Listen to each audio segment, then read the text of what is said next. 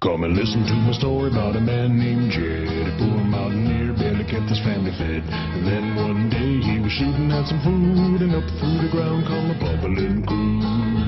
Oil, that is, black gold, Texas tea. Well, the first thing you know, old Jed's a millionaire. Kinfolk said, Jed, move away from there. Said, California is the place you ought to be. So they loaded up the truck and they moved to Beverly Hills, that is, swimming pools, movie stars, the Beverly Hillbillies.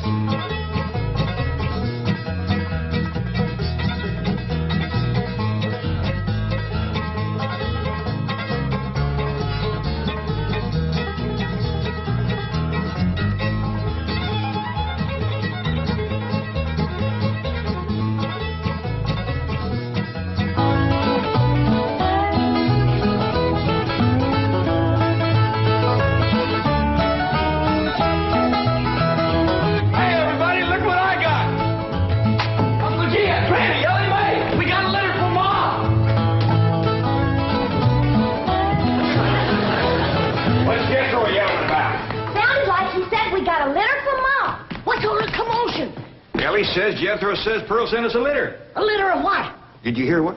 No, but I bet you it's kittens. Kittens. Pearl's always trying to give away kittens. Oh, there y'all are. Where's the kittens, Jethro? What kittens? Didn't your ma send us some kittens? Just a minute. No, just a letter. Jethro, how could you think that kittens would... Well, come on, sit down. Let's hear what Pearl's got to say.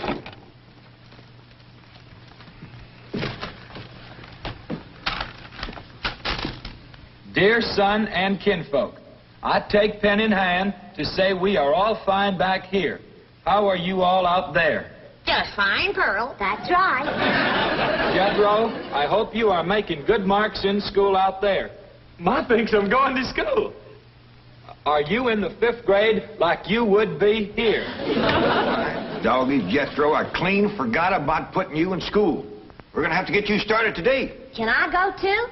Well, now, I think Miss Hathaway's got plans to put you in some girls' school. Can I go, too? Jethro, I just said it was a girls' school. That's why I want to go. I like girls. I don't. Let's get finished with the letter. After that, we'll take care of school. Your sister, Jethrine, had a narrow escape. A city dude tried to take advantage of her. What does that mean, Paul?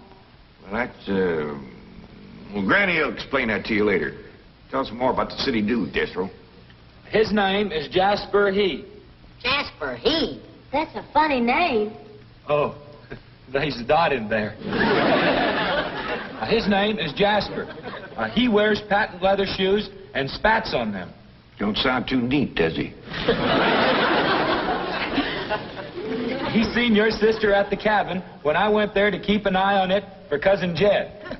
I know what Pearl went there to keep an eye on. Mr. Brewster. Well, now, Granny, Pearl's a widow woman. She got a right to look. I ain't knocking it. I got my eyes open myself. At first, I thought the city dude worked for Mr. Brewster, so I drove back out to the cabin to give him a piece of my mind. I could put a bug in that Mr. Brewster's ear. Look out for feathers. Feathers? The more Pearl has her eye on a man, the more feathers she sticks in her hat. That's right. 3 and 8 came in flowing 2,000 barrels a day. And it looks like the new strike's going to be even better. There's no doubt about it. This is one of the richest pools we've ever hit. Yep, everything from here is good news.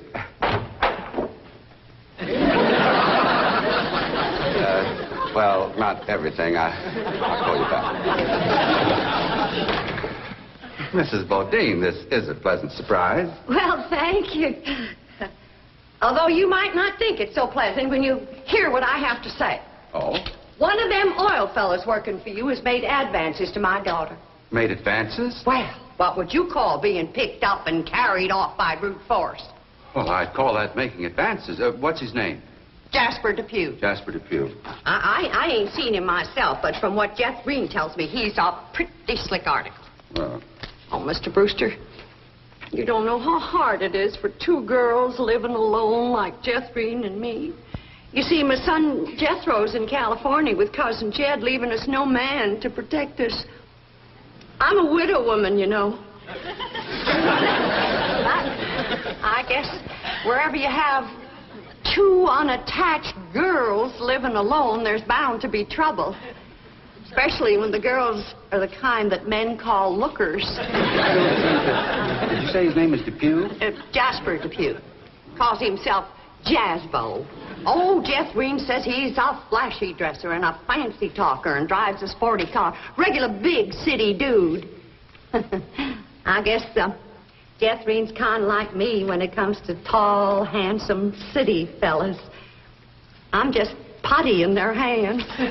Nope, no one by that name working for OK Oil. You mind if I look? Oh, well, no, go right ahead. I'm bound and determined to find the rascal that trifled with the affections of my sweet, innocent, helpless baby girl. Ma!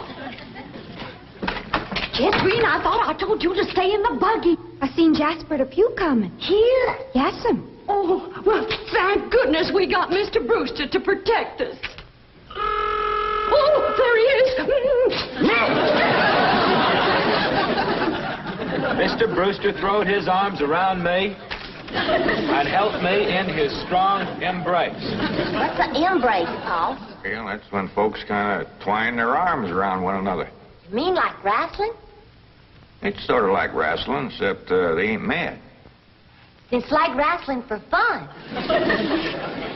I reckon you could see that. Then we heard a knock on the door, and we knowed it was Jasper He. Better look for that dot again. Oh, yeah. We knowed it was Jasper. He was there to get Jethrine. Her beauty had set his heart to burning with flamin' desire. What's flaming desire, Paul? Well, Granny will explain that to you later. Well, I'll try. But you're sure counting a heap on my memory.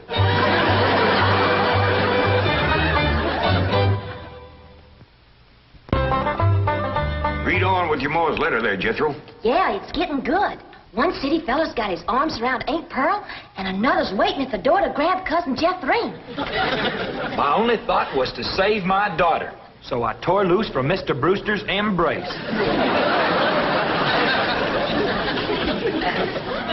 I saw Jethrine heading for the door, so I quick throwed myself betwixt my child and danger. Sweet innocent Jethrine, not knowing better, let that rascal in. He went right to sweet-talking in a voice smoother than fresh churned butter. Hello again, you great, big, beautiful lump of sugar. I brought you something all the way from Eureka Springs.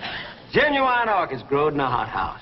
And this lovely young girl must be your sister. I'm her mom. No. Yeah. Well, for Jethrine's beautiful mother, a little gift of genuine French imported perfume all the way from Paris, France. Oh, well, you hadn't ordered. Oh, my goodness. Genuine Paris, France perfume. Look at that French writing on there. That says, "Ah, d'amour." That means, oh, love. Ain't he a sport, Ma? And for Jethrine's handsome father, a genuine cigarette case. Silver. Thank you, but I am not Jethrine's father. No, Mr. Brewster ain't my husband. He's just a friend. Well, any friend of Jethrine's beautiful mother is a friend of mine. It's from old Mexico and hammered out of solid silver by the Aztecs Indians hundreds of years ago. That brings up an interesting question. Why would the Aztecs make cigarette cases when they had no cigarettes? That is an interesting question. I'll have to ask some of my Aztecs friends about that. Hey, Doc. Remember Ain't She Sweet? Well, I've read... Hey, what happened to your orchids? Nothing. I ate 'em already. You mean you ate all them expensive orchids? Ma, you should have spoke for one. It wasn't very filling. Ain't she sweet? From her head down to her feet. And that's a long way, but I ask you very confidentially, ain't that baby sweet? Ain't she large, but she gives me such a charge. I ask you very confidentially, ain't that baby large? She stretches out in all directions. I'm in a shout, Lord, that's perfection. Are you with me? Ain't she keen? Well, that's the most I've ever seen. And I'm here to tell you I'm her ding-dong daddy, and she's my queen. And she is king-size, my Jethrine. Lots of mama, my Jethrine. She carries me away. Jethrine, put him down! So your sister Jethrine has got herself a steady fella now. He says he is going to ask for her hand someday. I hope he will take the rest of her, too. Ha ha. Give my love to all and be a good boy. I am going out now to mail this letter and get some more feathers for my hat. As ever, your loving mother. Gee, sure nice to hear from Ma. Nice hearing. Jethro, you and me's got to go right out and find a school and get you to going. Granny, you pack up a nice lunch for Jethro to tote along. How about a big mess of poke greens and chitlins with some pone and a big pot of sorghum to dip it in? Fine. Oh, Granny, it don't have to be that fancy. Some of the other boys here in Beverly Hills might not have it so good. They go to complaining to their folks. Let them complain. It ain't gonna hurt none to raise their standard a little. I'll get the truck, Uncle Jay. Paul, please let me go with Jethro. I can help him fight if the big kids in the 5th grade goes to picking on him. I know for sure that Miss Hathaway has got other plans for your schooling. But with Jethro gone, I won't have nobody to play with. Oh, yes, he will. I just remembered something. Mr. Drysdale's stepson is coming home for Thanksgiving. And he's going to be living right next door. And you can play with him. Mr. Drysdale gave me some pictures of him. Here's some pictures of Sonny. That's what they call him, Sonny. He's been going through a lot of schools, and you ought to know some real good games to play. Ain't he something? Yeah, but what? Why, he's a boy. Are you sure? Ellie, just because he's wearing... Well, there's Jethro. Now, you keep thinking about how much fun you're going to be having with him right next door. You know, he does kind of favor that movie actor, Rudolph Valentino. Here's Jethro's lunch. I didn't have time to fix much, but it'll hold him till he gets home from school. I got a real surprise in there. I've been saving it for a special day, and I reckon this is it. What is it, Granny? Deviled hawk eggs. Doggies. Makes me wish I was going to school.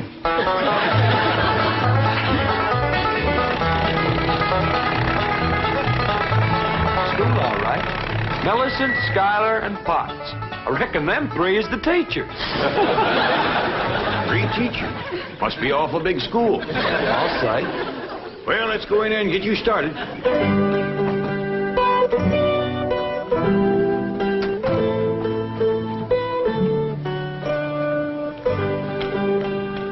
There you are.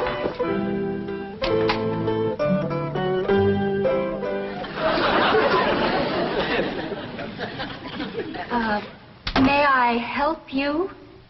Well, reckon maybe you can. Diana, someone has parked a most disreputable-looking vehicle outside my window. Perhaps it was these gentlemen. Oh?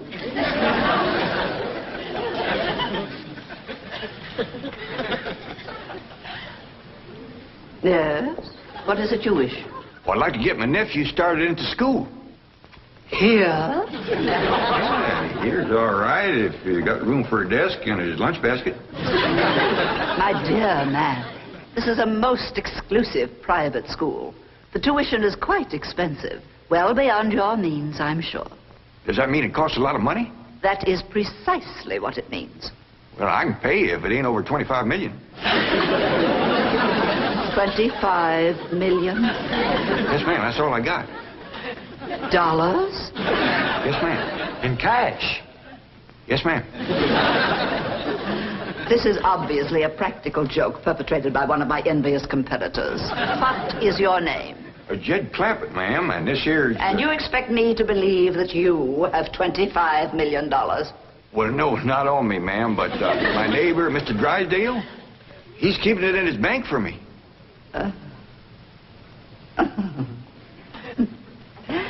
Get me Milburn Drysdale at the Commerce Bank. You see, it just so happens that Mr. Drysdale holds the mortgage on this school, so we are very well acquainted. Hello. I'd like to speak to you. Now, if you wish to admit that this is a hoax and be on your way, we will forget the entire incident. Otherwise, you may be liable to some sort of action for invasion of private property and impersonating a millionaire. Mr. Drysdale is coming on the line now. Thank you. This is your last chance, Mr. Clampett.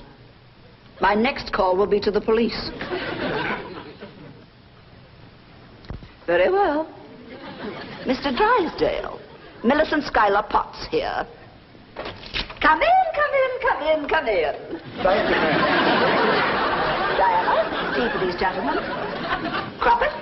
Oh, no, ma'am, Clampett. Diana, use the spode tea set. Well, sit down, sit down, sit down, sit down. Just the two of us. Elly May and Granny didn't come. Well, do make yourselves comfortable. Mr. Drysdale's exact words to me were, well, never mind his exact words. Apparently he values your friendship greatly, and Mr. Drysdale is a very important mortgage. Now then, shall we talk about your youngster who's entering our 5th grade? What is his name? Jethro Bodine. Bodine? Jethro. No, ma'am. Jethro Bodine. We always put the last name first. Now, male, of course. Yes, ma'am. Just got a letter this morning. Date of birth? December the 4th. Year? No, ma'am. Back home. We only been here a few weeks. Perhaps you should answer the questions for our vital statistics. Now, we need to know the complete birth date, which in turn gives us the exact age. Now, we have December 4th, and judging from the fact that your nephew is entering the 5th grade, I would surmise that the year is 51 or 52. Am I correct? Oh, Jethro ain't near that old. And in the 5th grade? Why, that's wonderful. Well, perhaps we have a budding genius on our hands. Archie! I'll pour. Oh, Diana, I'd like you to bring me one of our boys' uniforms to show these gentlemen. A 5th grade size. No, on second thought, you'd better make it 3rd grade. He's younger than average. We require that all of our students wear identical uniforms. It makes for less friction that way. Otherwise, the boys of millionaires are apt to be taunted by the really rich. I bet you Jethro will look right good in a uniform. He can't wait to be a soldier. Oh, yes, many a young lad is like that. However, our uniforms do not reflect any militaristic design. No, rather, we strive for something gay, attractive, and smart. Oh, there you are. Charming, isn't it? Now, you take this home and have Jethro wear it when he comes to school in the morning.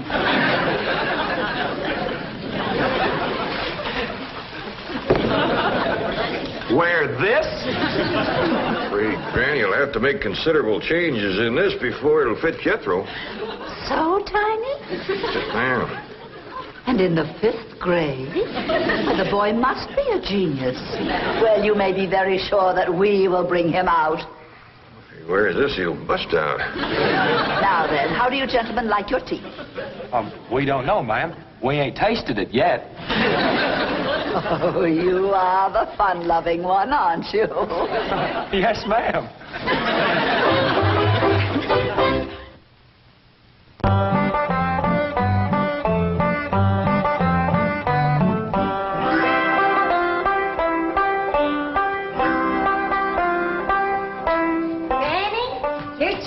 School clothes. You want me to help let them out? Oh, well, thank you, Ellie, but let's see what has to be done.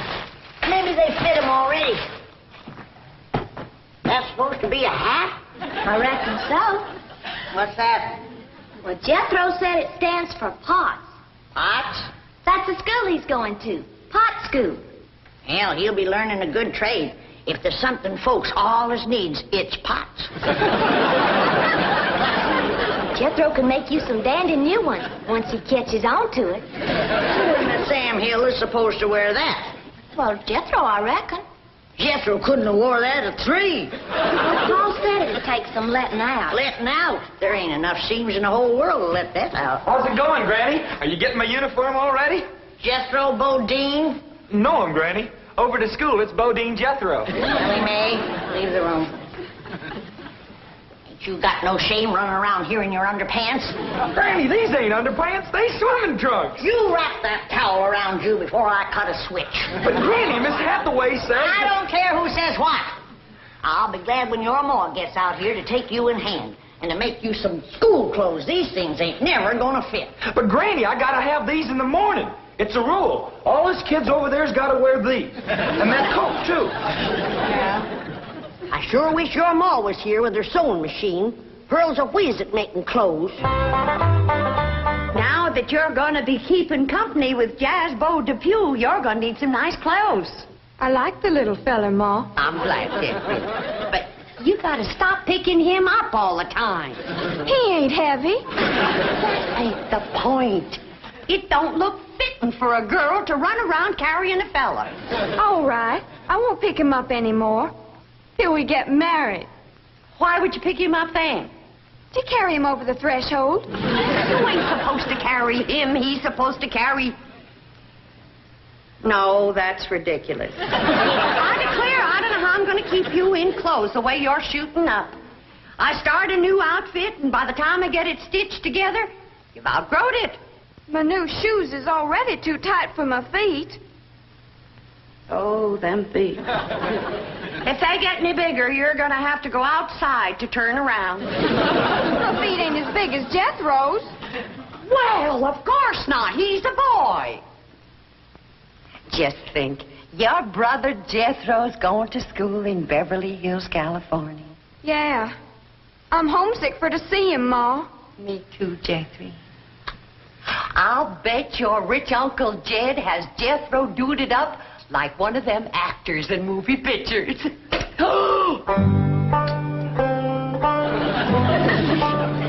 I can't understand these Beverly Hills schools.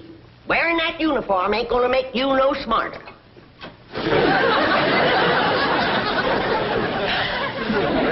Miss Potts said I had to wear it this morning. And she's the boss teacher.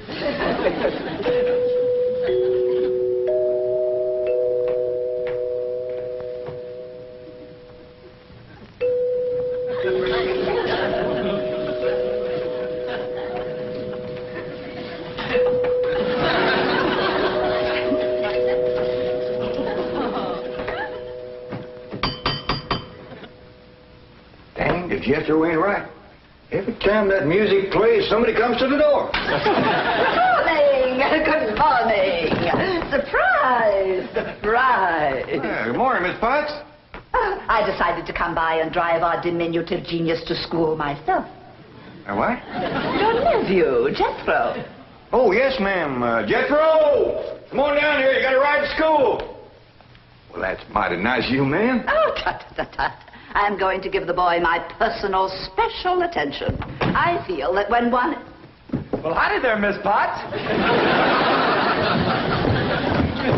You come to take me to school? Yeah, betcha she is. I want you to be a good boy and make good marks so your ma will be proud of you. This is your nephew? Ma'am, you met him yesterday, remember? Of course, he does look a mite different in his uniform. Granny had a time getting it to fit, but she done it. You are in the 5th grade? Oh, yes, ma'am. Just finished 3 years in the 4th. But I can't. It's impossible.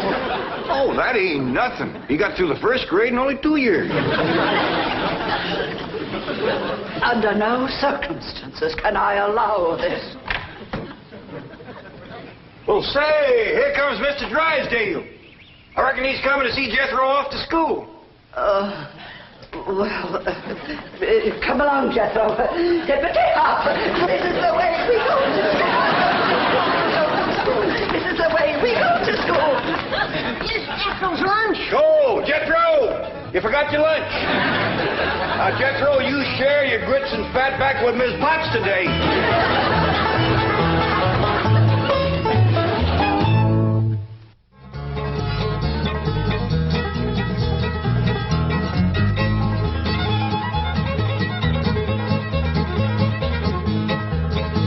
Well, now it's time to say goodbye to Jed and all his kin. They would like to thank you folks for kindly dropping in. You're all invited back next week to this locality to have a heaping helping of their hospitality. Hillbilly, that is. Said a spell. Take your shoes off.